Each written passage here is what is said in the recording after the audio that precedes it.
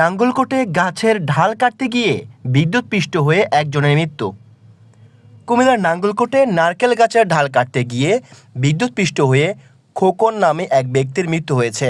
ঘটনাটি ঘটেছে সোমবার বেলা 12টার দিকে উপজেলার মৌকরা ইউনিয়নের তিলিপ গ্রামের মৃত আবিদ আলীর ছেলে ফজলুল হকের বাড়িতে।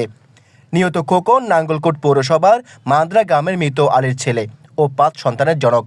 লাকসাম ফায়ার সার্ভিসের ওয়ারেন্ট ইন্সপেক্টর মঞ্জুরুল ইসলাম বলেন, খবর পেয়ে আমরা ঘটনাস্থলে আসার পর দেখতে পাই গাছের ওপর লোকটি বিদ্যুতের তারের সাথে লেগে মারা গেছে। পরে লাশটি নিচে নামানো হয়। স্থানীয় কাউন্সিলর জামাল হোসেন সোহাগের কাছে হস্তান্তর করা হয়।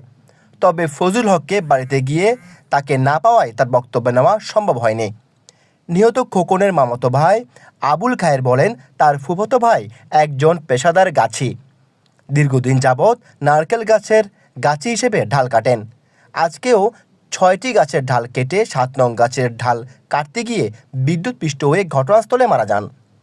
স্থানীয় কাউন্সিলর জামাল হোসেন সোহাগ বলেন, এটি একটি অপমৃত্যু। কারো কোনো অভিযোগ না থাকায় মান্দ্রা ও তিলিপ গ্রামবাসীর উপস্থিতিতে লাশ দাফনের সিদ্ধান্ত নেওয়া হয়েছে।